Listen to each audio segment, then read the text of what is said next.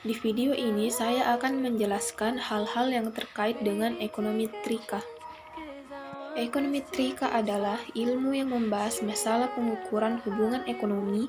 Dengan demikian, ekonometrika adalah ilmu yang mencakup teori ekonomi, matematika, dan statistika dalam satu kesatuan sistem yang bulat, menjadi suatu ilmu yang berdiri sendiri dengan ilmu ekonomi, matematika, maupun statistika. Metode estimasi.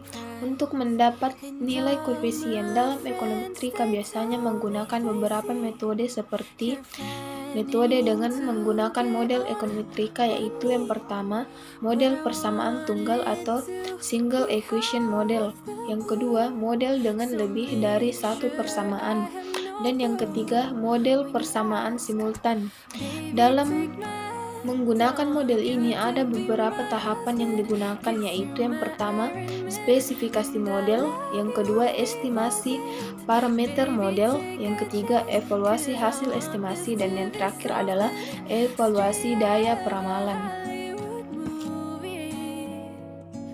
Berdasarkan hasil pada tabel di atas menunjukkan bahwa nilai signifikan di atas 0,05, yaitu sebesar 0,200. Hal ini berarti data residual tersebut terdistribusi secara normal. Dalam hasil perhitungan di atas diketahui bahwa nilai signifikan dari variabel Cohen ratio dan variabel DER lebih dari 0,05, masing-masing 0,064 dan 0,251. Sedangkan variabel size kurang dari 0,05 yaitu 0,044. Berdasarkan hal tersebut dapat disimpulkan bahwa terjadi heteroskedastisitas antara variabel independen dalam model regresi. Uji multikolonialitas. Pengujian ini dimaksudkan untuk melihat apakah terdapat dua atau lebih variabel bebas yang berkorelasi secara linear. Apabila terjadi keadaan ini, maka kita akan menghadapi kesulitan untuk membedakan pengaruh masing-masing variabel bebas terhadap variabel terkaitnya. Untuk mendeteksi adanya gejala multikolonialitas dalam model penelitian dapat dilihat dari nilai toleransi atau nilai varian inflation factor. Hasil uji autokorelasi. Berdasarkan tabel di atas, nilai DW dapat diketahui sebesar 1,169.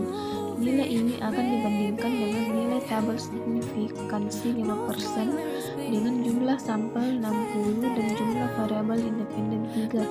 Maka diperoleh nilai DU sebesar 1,6889 dan nilai DW sebesar 1,169 lebih kecil dari batas atas DU, yakni 1,16889 dan kurang dari 4 DU atau 4 kurang 1,6889 sama dengan 2,3111. Jadi dapat disimpulkan bahwa terdapat autokorelasi. Makna koefisien determinasi R-square dalam analisis regresi linear berganda. Koefisien determinasi R-square atau R kuadrat atau disimbolkan dengan R2 yang bermakna sebagai sumbangan pengaruh yang diberikan variabel bebas atau variabel independen X terhadap variabel terikat atau variabel independen Y. Atau dengan kata lain, nilai koefisien determinasi atau R-square ini berguna untuk memprediksi dan melihat seberapa besar kontribusi pengaruh yang diberikan variabel X secara simultan bersama-sama terhadap variabel Y. Sekian penjelasan materi dari saya, kurang lebihnya mohon dimaafkan. Billahi fisabilillah, wassalamualaikum warahmatullahi wabarakatuh.